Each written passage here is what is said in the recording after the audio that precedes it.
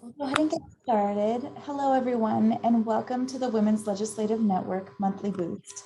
I'm Martha Sines, and I, along with my colleague Irene Kawanabe, staff the network. This monthly series is intended to help women in legislatures grow, learn, and connect on a variety of issues. Each month offers a different theme and topic aimed at fulfilling the mission of the WLN and responding to your needs.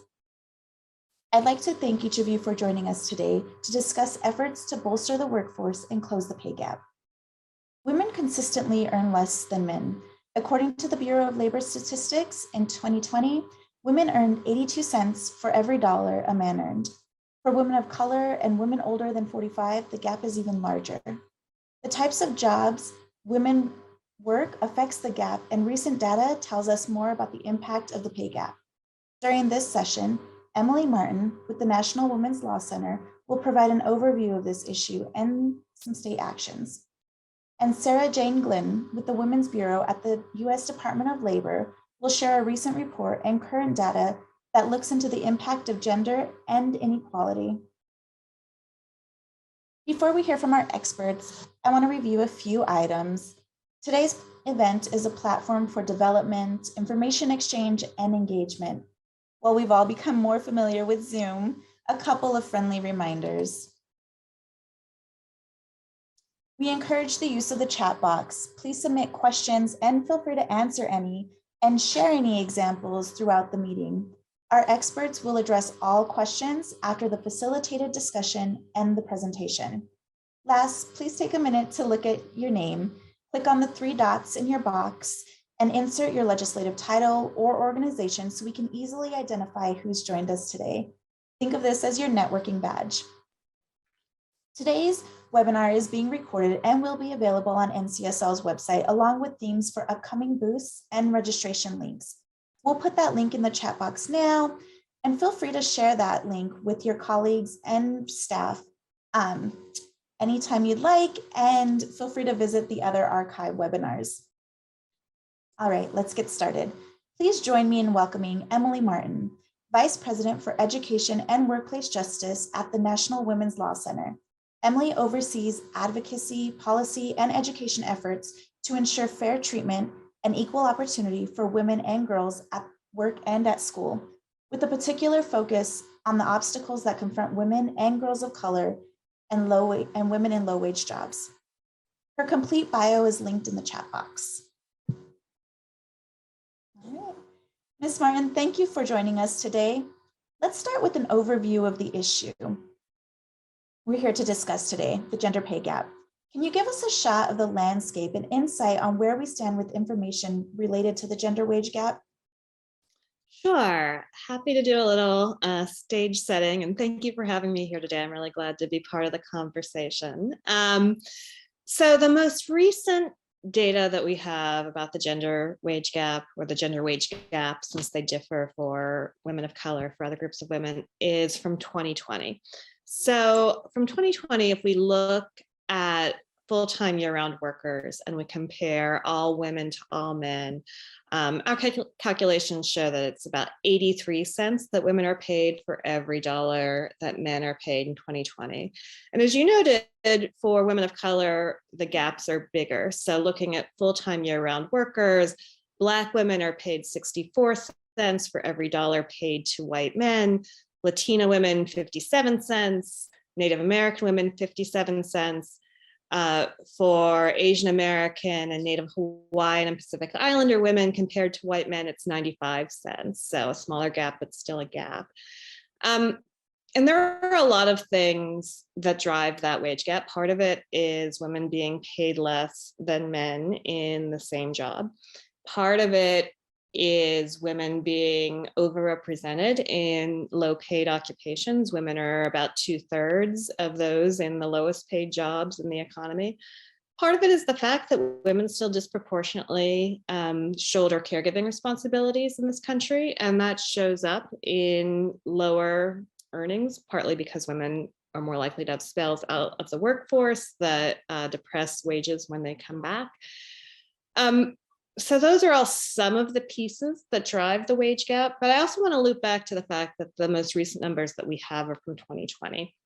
And in 2020 in particular, when you're talking about comparing full-time year-round workers, it seems like we might be missing a lot, because we know that in 2020, there was this pandemic, and the pandemic hit women workers especially hard. Women lost the majority of jobs. Women left the workforce in enormous numbers, meaning they were no longer working or looking for work. There was a very gendered impact, both because the occupations, the service-facing occupations that COVID had the biggest impact on are occupations that are especially likely to employ women. And because, as I mentioned, women are more likely to be in low-paid jobs, and low-paid jobs also felt the biggest brunt from COVID. They were less likely to just move to Zoom, more likely to mean a loss of job altogether, or at least a loss of hours. So if we look at the 2020 wage gap data and look at all workers, not just full-time year-round workers, but all workers, so including people who were only part-time because they couldn't get full-time hours, or including people who were not working for some months because of shutdowns, we see bigger gender wage gaps. Women are paid only 73 cents for every dollar men are paid when we look at all workers instead of just full-time year-round. For Black women, that's 58 cents. Latinas, 49 cents, Native American women, 50 cents, AA and HPI women, 75 cents. So thinking about both pieces, I think is really important, especially in the context of COVID and recovery of COVID, in really keeping an eye on the full range of racial and gender inequities that the wage gap captures.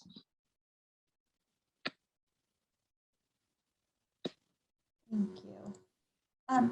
Next, moving into our audience here today are women legislators and legislative staff. What does the policy landscape look like? What are we seeing in states in particular? Well, we've been seeing a lot of activity around equal pay protections in the states over the past several years. The National Women's Law Center actually has a fact sheet that that we can share that summarizes some of the state legislative activities that we've seen over the last years, focused on pay discrimination laws in particular. As we just talked about, that's just one of the pieces of the wage gap, women being paid less than men in the same occupation for the same type of job, but it is a significant piece.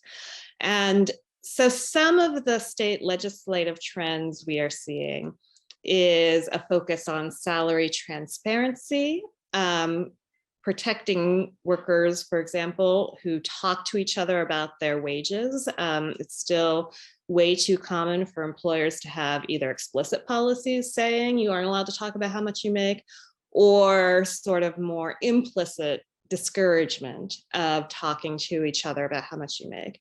And that's a real problem when you're thinking about pay discrimination, because it is quite possible to be paid for years at a lower salary than your male coworker who's doing the same job, and to have no idea because of the culture of secrecy that surrounds pay.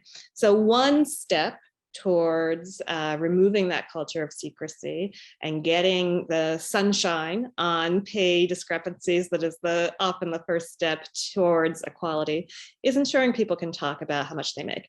20 states and DC have some sort of explicit protection for folks to share information about their wages without any sort of retaliation. In the last few years alone, we've seen many states pass such protections, from Nebraska to Virginia to Rhode Island to many more. Another sort of policy innovation that we are seeing a lot of engagement around in the states are provisions prohibiting employers from requiring job applicants to provide their salary history, and prohibiting employers from setting pay based on salary history. And that's important because we know that women and people of color tend to be paid less than their counterparts in the same occupation. And so when you set pay based on how much someone was working in a previous job, it allows that sort of pay discrimination to follow women of color from job to job to job, and actually tends to grow larger over time if your pay is being set as a sort of percentage increase of what you made in your last job. So since Massachusetts passed the first prohibition on reliance of salary history in 2016, 16 states and Puerto Rico have followed suit. And in addition, Alabama has passed a slightly different approach to the same issue, prohibiting employers from retaliating against job applicants to refuse to provide salary history.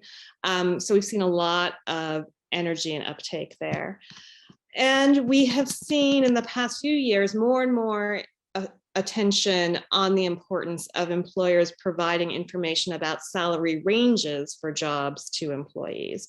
So there are sort of different ways that states have approached it, but states including Colorado and Maryland, Rhode Island, Nevada, Connecticut, California, Washington have passed various laws going to this issue of the importance of knowing what the salary range is for a job, to see where you stand could be a really important prod for negotiation. So Colorado requires employers to include this information in the job announcement, in the help wanted ad. It means that there's a little less monopoly over this information that is really a source of power that employees have access to this information to. It, again, is another way of shining sunlight on wage and salary issues, which is an important driver towards equity.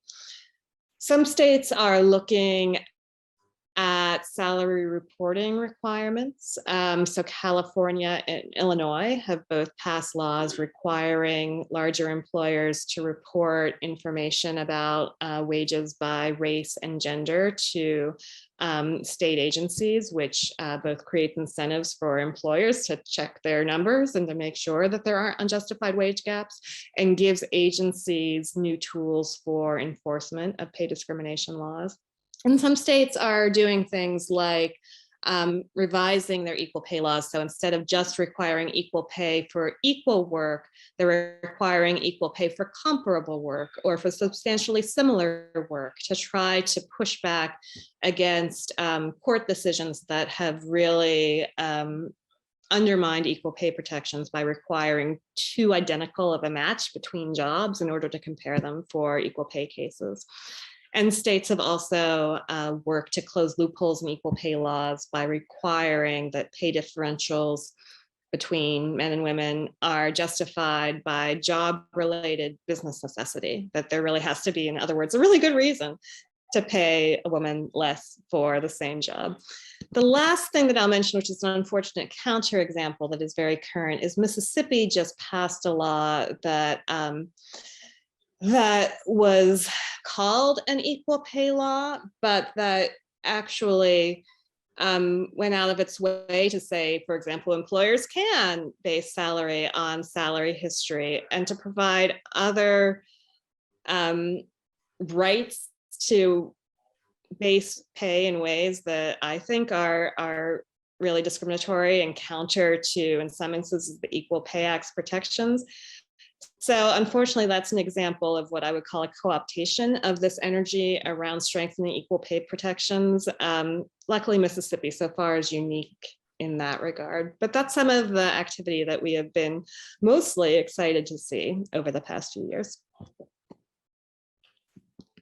When talking about pay discrimination, you mentioned Massachusetts passing legislation in 2016. We're about 6 years out from that. So can you tell us a bit about the measure and what we've learned? Is there anything that we've gained from that being a few years out? Yeah. So the Massachusetts Equal Pay Law in 2016 did several things to strengthen this equal pay laws. But as I mentioned, one of the things that really was first of its kind and really caused, I think, employers and policymakers and advocates to take notice was this prohibition of relying on salary history. And now that that law is a few years old and several states have adopted similar provisions, we've seen some really interesting research coming out from researchers who made comparisons between states that have these protections and states that haven't, and basically looked at race and gender wage gaps for folks starting new jobs in each of those states. So comparing the experience of people who are protected by those laws with people who aren't protected. And it's been really exciting to see that it seems to be working. It seems to be making a difference. Several studies now have found that women and that people of color are getting higher starting salaries in states that prohibit reliance on salary history. And interestingly, one reason that researchers have identified as a possible cause for this is both that it's important not to allow wage discrimination to follow you from job to job, but also because one of the things that employers that are no longer allowed to ask for salary history are doing in order to try to avoid a problem where people are applying for a job that they'll never take because it's really out of line with what they've been making for years, is that employers have been more likely to put salary ranges in job announcements in states with salary history prohibitions, even if they're not legally required to do so. And so in some ways, the proof of effectiveness of the salary history prohibitions also has shown the effectiveness of providing salary range information, that both pieces have really increased transparency around pay, shifted the power dynamics around salary information in ways that have been particularly helpful for women and people of color. So that's been really exciting to see.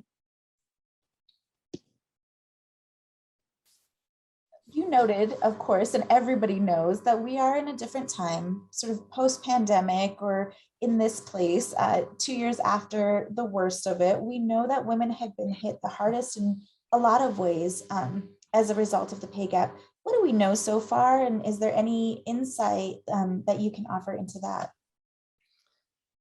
Well, as I mentioned, we know that the impacts of the pandemic were uneven, that women, and in particular women of color, were especially hard hit by job loss, by also the caregiving disruptions that occurred over the last 2 years as schools closed or went remote, as childcare providers similarly went in and out of quarantine or shut down altogether.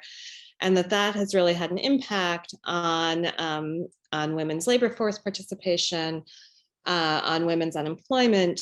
We are now definitely in a moment of recovery. We've seen for both women and men, many of these jobs coming back, many folks returning to the labor force. The women are still a little bit behind where they were, while men have mostly made up the losses that they experienced during COVID in terms of labor force participation and the like. But National Women's Law Center recently actually did some polling to try to answer in a little bit more detail beyond what we can see from the BLS job numbers each month, what has happened to women, and particularly Black women and Latinas and other women of color over the course of the pandemic, and where are they now? And what we learned is that the recovery has been uneven, that many women are still struggling to make ends meet, and that women are more likely than men to face caregiving demands, but also inflexible workplaces and inadequate pay and benefits that can widen race and gender wage gaps and create barriers to women rejoining the workforce. So the polling that we just released a week ago showed a few things, showed a lot of things actually, but some of the things that I'll talk about right now, and the information about this polling is also in the resources that we can share with the group. We know, not from our polling, but from our analysis of the jobs numbers, that more than 2/3 of the net jobs lost since the pandemic began are women's jobs. So in our polling, we learned that overall 23% of women said that they lost or quit a job during the pandemic, compared to 19% of men. Nearly 40% of women, including 2/3 of those who lost or quit a job since the beginning of the pandemic, and more than half of women in jobs paying less than $15 an hour, all of those folks say that their family's financial situation is worse today than before the pandemic. Men are much less likely to say that. So 40% of women versus 26% of men say that their financial situation is worse today than before the pandemic. only 15% of women, conversely, say they're in a better financial situation now than before the pandemic, while 28% of men say that their financial situation is better. And for women who change jobs during the pandemic, where you might think when you change a job, it tends to be for the better. For women who change jobs, 53% say their economic situation is worse, compared to 32% of men who change jobs during the pandemic. So I mentioned, and I think all of us know, the particular caregiving impacts that that working people experienced during the pandemic as schools and childcare became much less of a thing that you could assume would be taking care of your children during the day. And the impact of those disruptions really fell much heavily on mothers than fathers. Our polling shows that nearly 7 in 10 mothers with young children report that when their children aren't in school or childcare, it affects their ability to work or look for work. Only a third of fathers said the same. And I'll also note that among parents who lost or quit a job during the pandemic, only 41% of mothers have gotten a new job compared to 78% of fathers. So again, we see a real difference in the impact and the experience by gender of working parents, and a recovery that's still incomplete. And the last thing I'll flag from our polling, which I think is maybe related to the fact that mothers are less likely to have gotten a new job than fathers, is that women are less likely to say their employers are open to schedule changes and other accommodations for caregiving needs than men.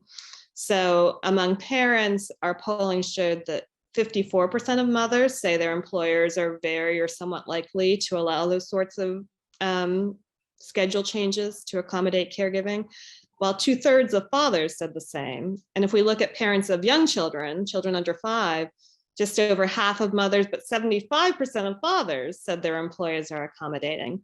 So that could be a lot of things. It could be, employers reacting differently when mothers ask for changes versus when fathers ask for changes. It could be that mothers are the ones who are actually asking, and so they have experience that no, their employer wasn't accommodating, while fathers just assume that they would be if they ever asked. It could be different jobs that men and women are doing, with women being in more low paid and less flexible work.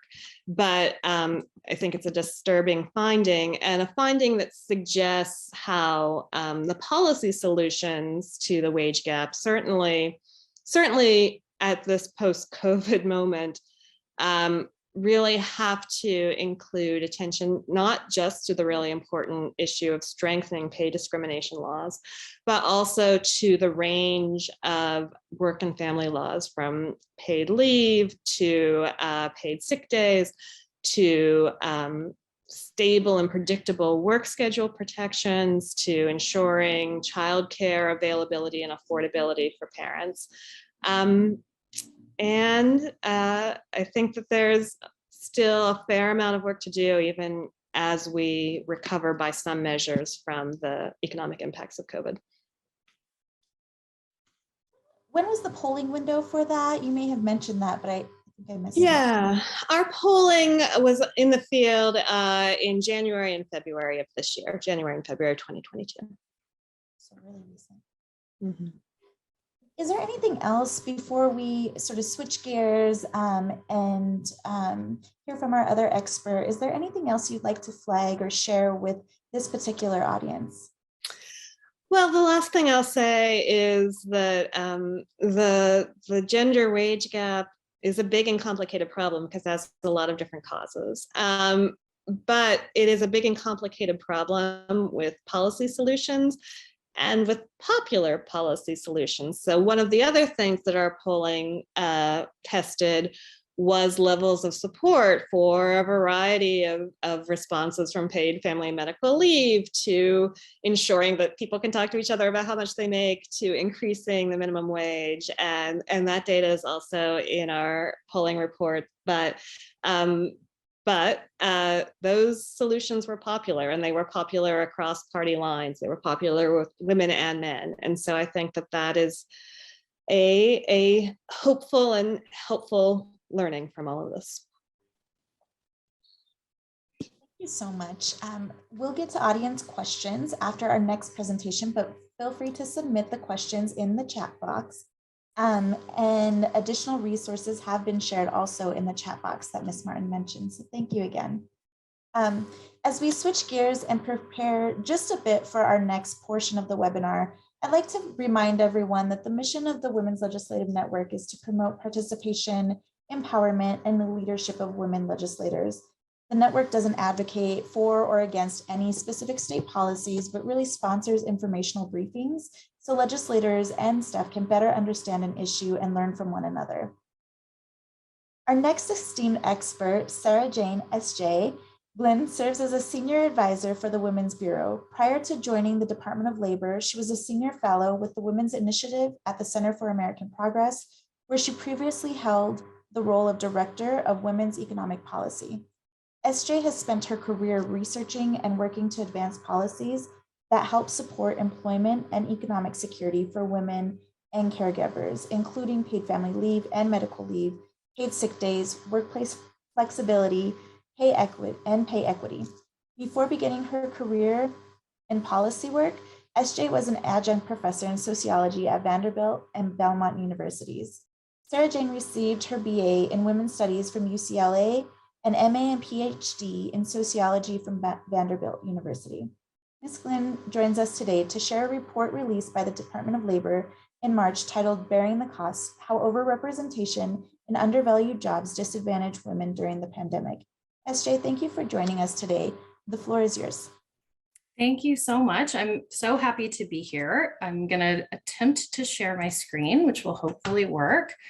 And thank you to Emily for such a great presentation at the beginning. I always enjoy hearing Emily talk about this, even though the content is so distressing.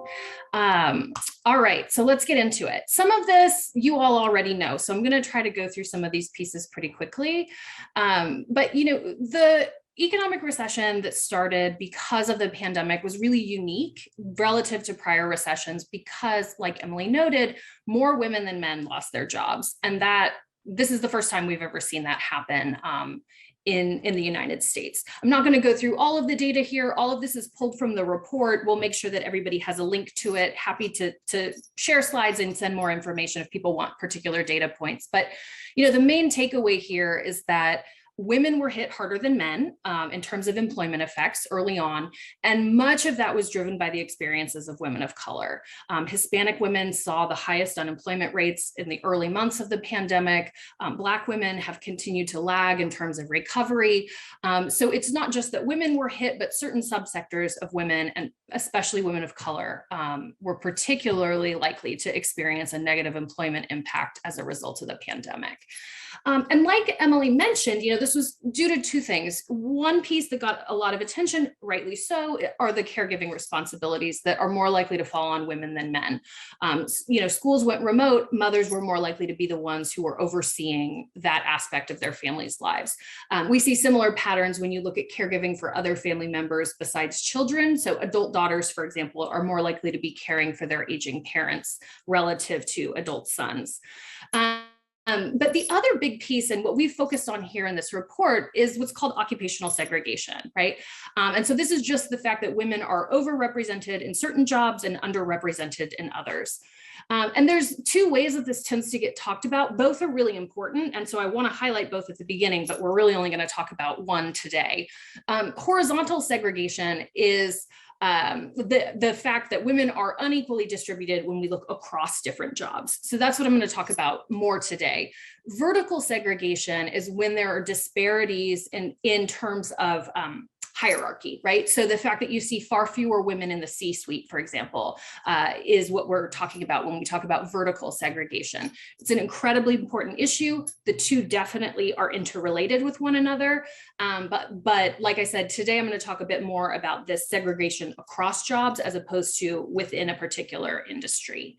And I think one of the reasons this is so important for us to be thinking about in the context of the pandemic and also in the context of the wage gap is because this is why we've seen such unequal effects, or a huge part of why we've seen such unequal effects across race and across gender when it comes to the economic impacts of the pandemic. And that has really serious effects both on individuals and their families, but also on the strength and success of our economy overall. So we know that, again, I'm not going to go too deep into these numbers, but we know women were overrepresented in the jobs that saw the most losses. And like Emily mentioned, a lot of these are customer service jobs or public facing jobs that saw significant contractions when we had shutdowns early on in 2020, right? So if you were working in leisure and hospitality, for example, that's a sector that is majority women and that saw an enormous number, millions of job losses between February and April 2020. And so the fact that women were more likely to be concentrated in these particular sectors is a big part of why we saw such significant employment effects for women relative to men. And this is a problem for a variety of different reasons. So there's segregation certainly by gender. Like I said, women are more likely to be concentrated within these sectors, which are more likely to be low wage jobs as well. There are also racial and ethnic disparities and racial and ethnic segregation when it comes to types of jobs. So occupational segregation is one of the primary reasons that Hispanic workers saw the most significant employment declines, both men and women, early on in the pandemic. Black workers have slightly less occupational segregation relative to Hispanic workers, but we know looking at the data that Black workers were more likely to lose their jobs relative to their non-Black counterparts. And these are, I want to be clear, these are enormous issues. This is a huge problem that played out in a particular way during the pandemic. These are also not new problems. These are things that we have historically seen as far back as we have data. If we look at any prior recession, workers of color have tended to be harder hit, and Black workers in particular tend to be the first to lose their jobs and the last to regain their jobs when we experience economic shocks. So this has taken on a particular form during the pandemic, but I don't want to make it seem as if these haven't been very long-standing issues and problems in the US economy. So occupational segregation matters for a couple of different reasons. If it was simply the fact that men and women had different preferences, different skills, wanted to go into different jobs, that in and of itself wouldn't necessarily be such a huge problem, right? The problem is that jobs aren't all equally good and jobs don't all pay the same wages, right? So when we have these artificial barriers and when we see these forms of segregation, that creates economic problems for individuals and also for our economy overall. Unfortunately, as a society, we tend to devalue labor that is done by women, and particularly labor that is done by women of color. So as more women enter into an occupation, we can measure the wages for that occupation drop. So jobs that had historically been dominated by men and that over time became women dominated saw a lowering of the average wages, and the reverse tends to be true as well. And we also know that jobs that are dominated by women tend to be less likely to offer benefits in addition to offering lower pay. So women-dominated jobs are less likely to have employer-sponsored health insurance or less likely to have employer-sponsored retirement benefits, for example, relative to jobs that are dominated by men. So it's not just about the fact that men and women are sorting into different occupations, but that their work is valued differently and that they're receiving different levels of compensation and different access to benefits as a result of that. And so understandably, right, this all contributes really significantly to the gender wage gap. And there's been quite a bit of research that's been done disaggregating the different causes of the gender wage gap.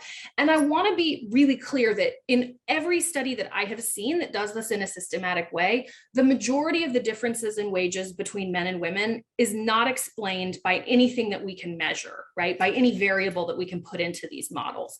So there are a lot of other things happening besides measurable differences between men and women that lead to the gender and racial wage gaps. And while we can't put an exact figure on that because you can't measure discrimination, we know that that is a big piece of what's happening here too. But among the portion of the wage gap that we can measure and that we can explain due to these differences between men and women, we know that differences in industry and occupation are the largest explained cause.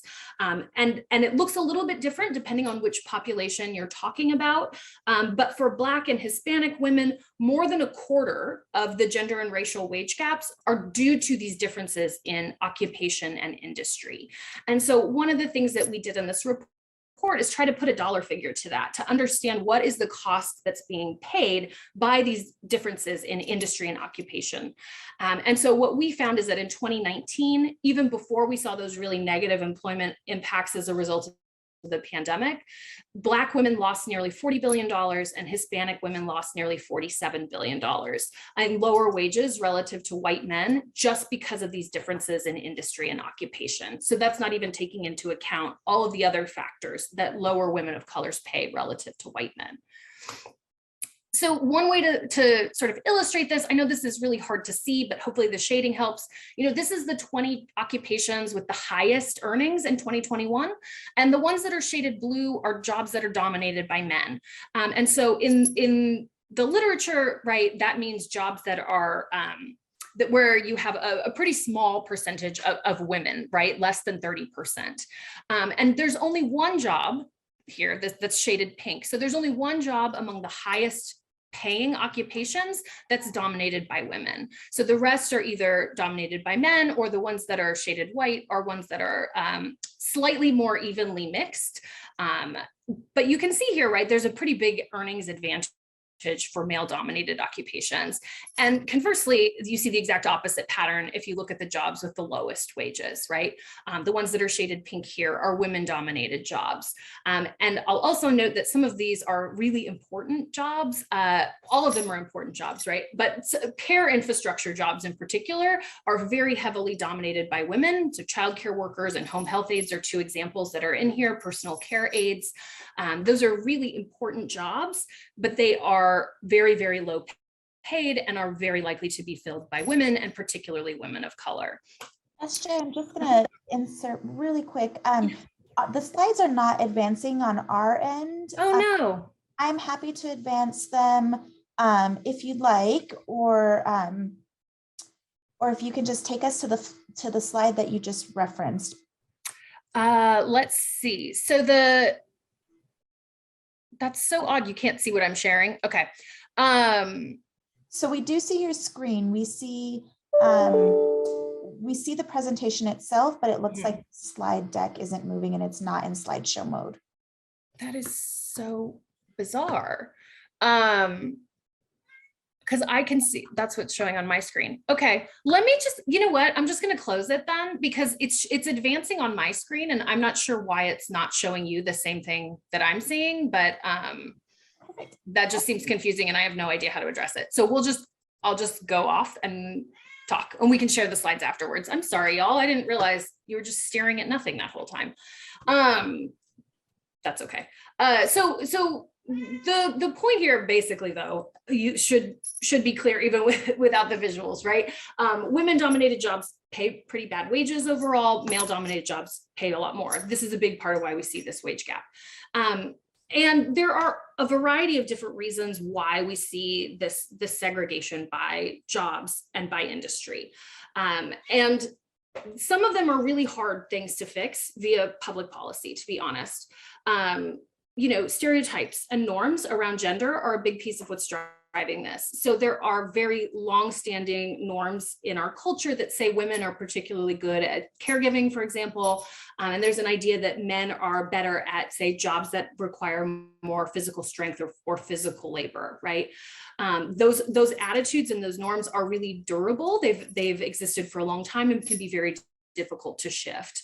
There's also really different patterns by education when you look at men and women. And this is less about educational attainment, because we know that women have been obtaining higher levels of education relative to men going back to the 1980s. but the types of education and training that they receive look different. So it's not just about getting a degree, it's about what type of degree you get sorted into based on your gender and also based on race and ethnicity. So we know that men, for example, are much more likely to enter into and to complete STEM degrees relative to women. Whereas women are more likely to receive degrees in the humanities or in the social sciences. And that's just thinking about, higher education. If you look at other training opportunities, apprenticeships, for example, men are more likely to go into apprenticeships. They're much more likely to go into apprenticeships in the trades, and they're more likely to complete those apprenticeships after entering relative to women. And family caregiving responsibilities also have a big impact here. Like Emily was mentioning earlier, it's not just about, can you go into a particular job early on in your career? It's also, are you able to stay in that job? Are you able to be successful and to continue as your career progresses? And so what we are unfortunately seeing often is that women and people of color and women of color will enter into some of these non-traditional occupations, but they're less likely to stay in them. And family caregiving responsibilities are one big factor that can push women out of some of the higher paying jobs if there is a culture that does not make it amenable to having family caregiving responsibilities at home at the same time that you're maintaining that job. And then networks and mentorships are also a big piece of this. I'm sure many of you on this call have had this experience, since all of you are in non-traditional, or many of you are in non-traditional occupations as electeds. If you don't have other folks around you who look like you, that can make it harder to find mentors, and that has a big impact on your ability to network and your ability to stay in a job and to be successful in it. And then if we think about entrepreneurship, we know that women have less access to capital and they're less likely to get loans. And when they get loans to start a new business, they tend to get worse rates on those loans, right? So all of these things kind of add up to make it really difficult for women to access the same opportunities that men do. And then layered on top of that, we've got, discrimination and harassment and workplace cultures that are not welcoming to women and to people of color. And so again, these can both keep people out on the front end, but also push them out if they do enter into these jobs.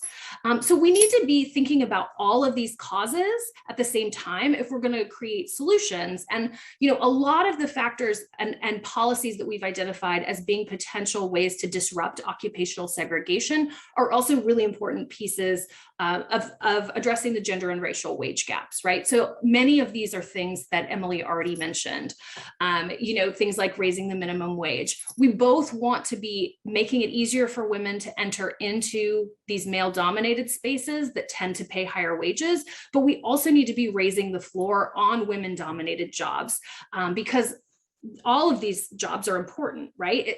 We can't have everybody in America be an engineer. We can't have everybody be in the skilled trades, right? We actually need all of the jobs that we have, but we don't value all of them. So making sure that important jobs that women hold now, like those in the care sector, pay a living wage, have access to the types of benefits that will allow them to be successful. That's another important piece of this.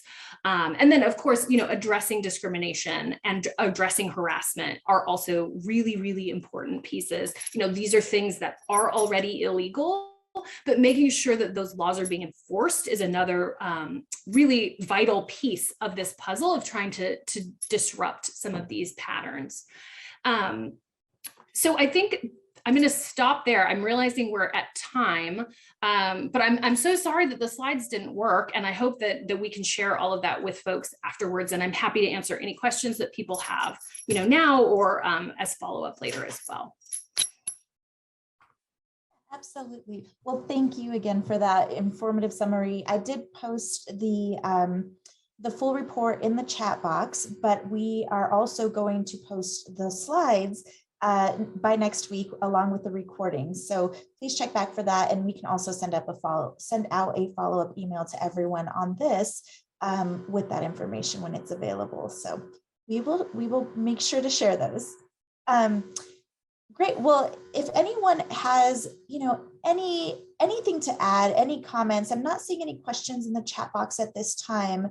But if there's anything that any of the participants and audience on this particular webinar wants to share with us, we do want to open this portion and just have some discussion and around it. So Senator, I do see your hand up. I'm going to. Great. Can you hear me now? Hi, I'm Jennifer Boysko in Virginia. Sarah Jane, you and I have worked together on paid family and medical leave for a long time. And I've also been the chief patron on the equal pay laws in Virginia. And we continue to, we had a little bit of progress this year. We got it through the Senate and over to the House for the very first time. My question for you all is, have you had, like in Alabama and in other areas where we've gotten equal pay and some of the paid family medical leave bills through, do you all have any examples in some of our more conservative states where you were able to engage Republican colleagues or folks who typically are a little bit more conservative? Or has this been a partisan issue? Have you been able to get any bipartisan support? So in the Law Center's experience, I mentioned that Alabama had passed a version of a salary history protection, which is a little bit of a different approach than the other states have taken, but is something. And that was a bipartisan effort. Similarly, Nebraska, I mentioned recently, passed a protection against retaliation for sharing wage information, and that too was bipartisan.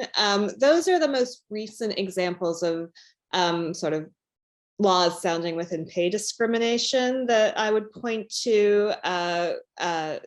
Republican majority legislatures passing. I am confident that I don't have it at the tip of my fingers, but we could get it for you, that there are examples of bipartisan support for some of the other things that have passed in Democratic majority legislatures. I think Massachusetts, for example, was a bipartisan achievement, and I don't think it's unique in that way.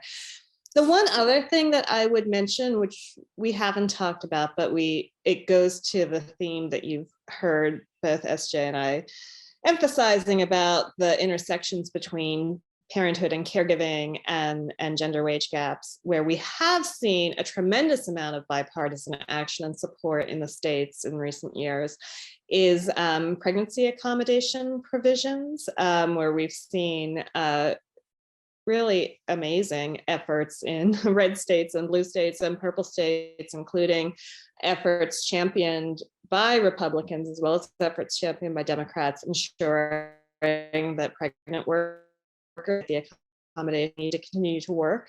And that's related to wage gaps, because if you're pushed out of work because of pregnancy, that is likely to show up in your income when you go back to work, for sure. So those are some of the immediate thoughts I have, and also happy to check in with Andrea Johnson, who you may have worked with in the past, to see whether there are examples in the states that are not Republican majority, but where there was bipartisan support for some of these efforts. Right. Thank you so much for all the work that you all do. We really appreciate it. Thank you. Delegate Maldonado. Hi, thank you. And thank you for holding this space for us to talk about this important position. And thank you, Senator Boysko, for being such a champion. I am new to the House of Delegates, and when I arrived and had this sort of fever pitch, sort of passion around this issue, and saw that Senator Boysko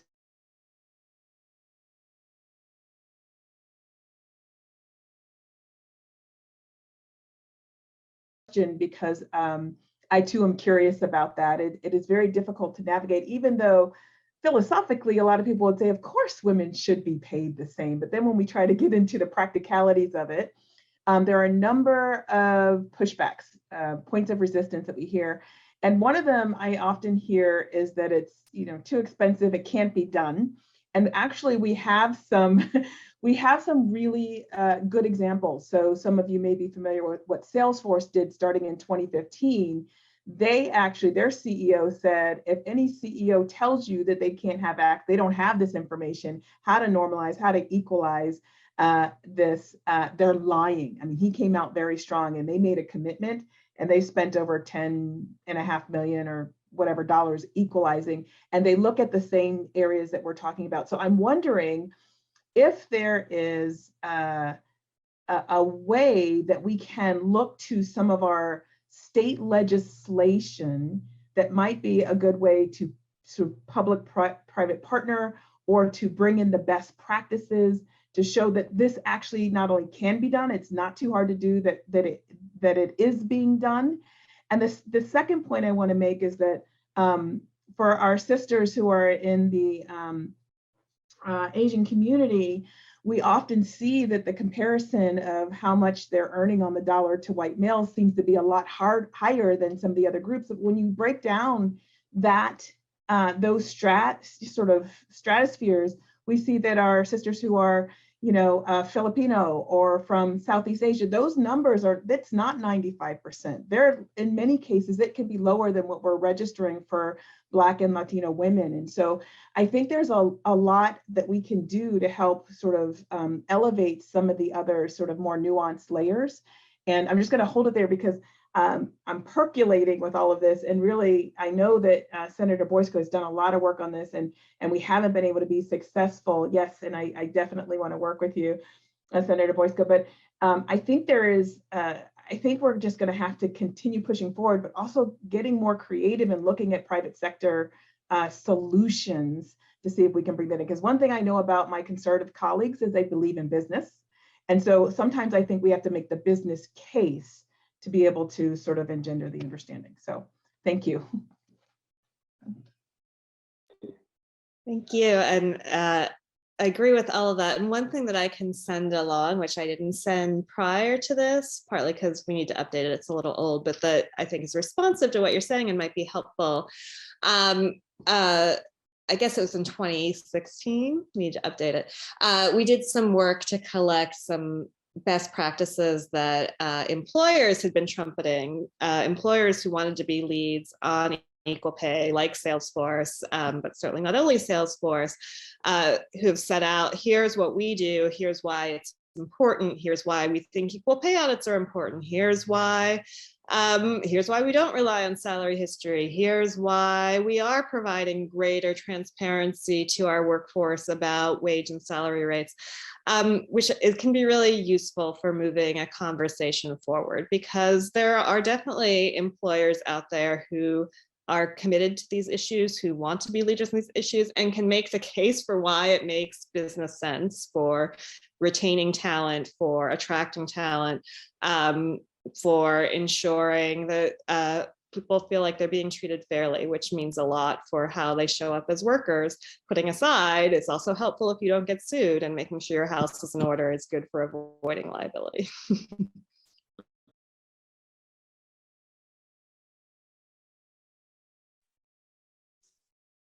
You. And we are coming up on the hour, and I want to be respectful of everyone's time.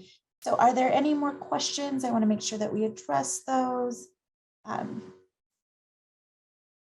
Otherwise, I'd love to extend a warm thank you to our amazing experts who joined us today. I also want to thank all of you, and I hope you found today's webinar informative and valuable.